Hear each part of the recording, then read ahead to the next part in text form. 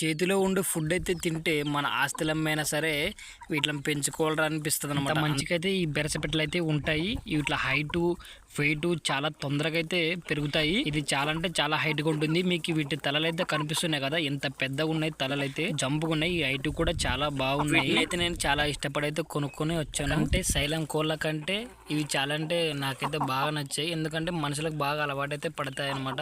మనం ఎటువైపు వెళ్తే అటువైపు తినడానికి అయితే వస్తాయి. అట్లా తినడానికి వచ్చిన కోళ్ళకి ఎంత ఫుడ్ అయినా పెట్టచ్చు అనేది నా ఒపీనియన్.